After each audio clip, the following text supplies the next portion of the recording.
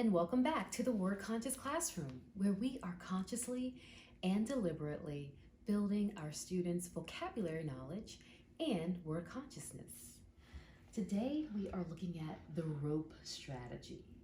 We have R standing for relationships, O standing for order, P standing for the parts of speech, and E representing exactness.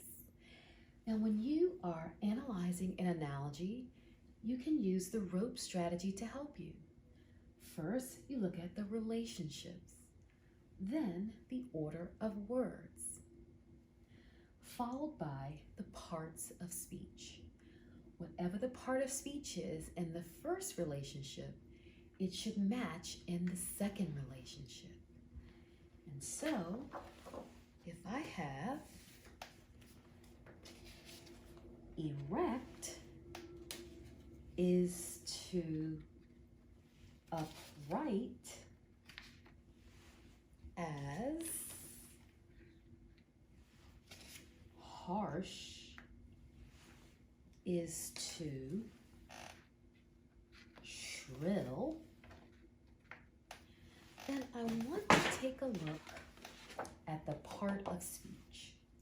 In this case, erect is an adjective and a verb. Upright is an adjective. Harsh is an adjective and a verb. Shrill is an adjective. So for the most part, it looks like an adjective is the main part of speech. Okay, so we have erect is to upright. They're both describing. Erect and upright are similar. So this must be a synonym pair. Erect, upright, harsh, shrill. These are also synonyms. Part of speech, adjective, adjective, adjective, adjective. Some words can have more than one part of speech, and that's okay. So when we're talking about parts of speech, we find that there are 8 parts of speech. So we can have a verb, which is a word used to describe an action, state, or occurrence. It forms the main part of the predicate in a sentence. And we can have a noun. A noun is a word used to identify any class of people, places, or things. And this can be a common noun or a proper noun. And that typically is the subject. Then we have adjective. An adjective is a word or phrase naming an attribute added to a noun to describe it. And finally, an adverb is a word or phrase that changes an adjective, verb, or another adverb in order to show a place, time, circumstance, manner, cause, or degree. So let's try one more now that we know our parts of speech. We only looked at 4 of them.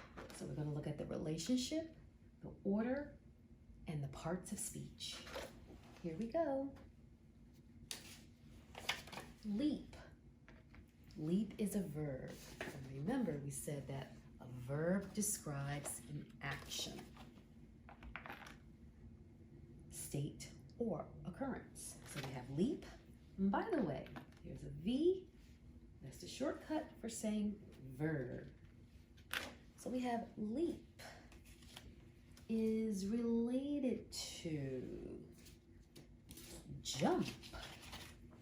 So they look like synonyms. Leap is related to jump as sag, we have another verb, is related to droop.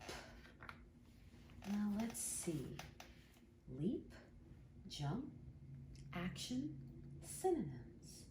So now over here, I have to see if I have synonyms, action.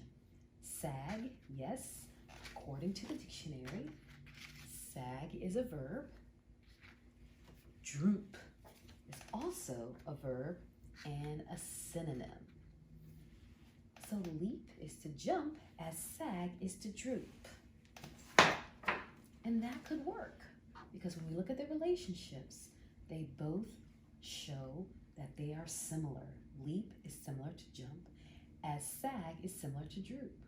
When we look at the order, we have leap is a verb, jump, okay. And our word order here, sag, droop. It seems to work. I'm not sure if there's a better way to compare, but it seems to work.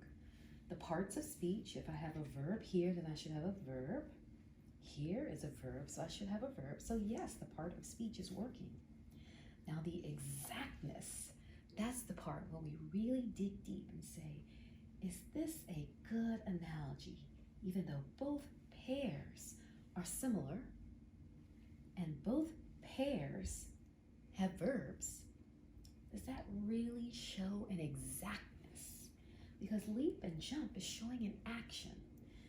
Sag and droop is not really at the same level of action as leap and jump. So the exactness part is where we need to dig deeper.